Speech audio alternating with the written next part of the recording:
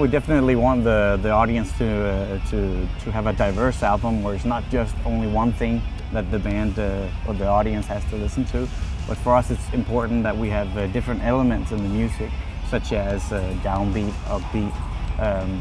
You listen to some bands today, and it's just only thrash, full force. But we try to focus on getting different elements in the music. We think that's very important. And in some kind of way, I think we have a routine, because we normally in the rehearsal room have a picture of what we want to do, but it always changes a bit when you're in the studio.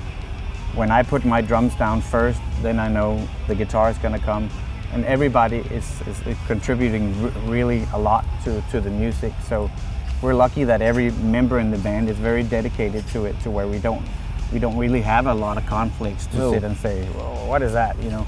You know, we give a lot to the producer to make it, and if you agree on that, we always agree on that too in the band. So I set up the drums. We spend a whole day just making the drum sound good and have a good basic sound, and then take it from there, and then make small adjustments so you get the sound that you really want at the end of the day. I think it's very funny and good to hear how the song can be, you know, because you always have an idea in your head to see, okay, it will sound like this, and sometimes it even bit different than you think. So that's cool. I think one of the best productions ever made was Metallica's Black Album. As because it is so heavy and so you know, big. It's like getting a fist in the face, you know. And I think at that time, at that time it was so unheard of. The beginning of the album with the Inner Sandman, the toms kicking, it was literally like thunder, like you never heard it before. He's very clever. Thank you. For me, it started all back in the 70s, and bands like Black Sabbath, Slade, Uriah Heep, Deep Purple, and stuff like that. I had a good friend who had a big brother who introduced me to a lot of that stuff, and I was sold after one album, and I've been there since. I listen to music everywhere I go, in the car, at home, kitchen, bathroom, bedroom, everywhere I listen to music.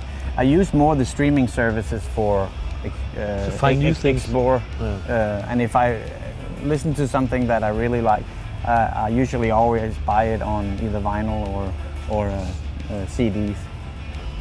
I don't necessarily think there's anything wrong with today's sound. I just think that sometimes, kind of like what Michael says, is that when bands get success with one sound, then everybody wants to sound like that. Then everybody's going for that sound.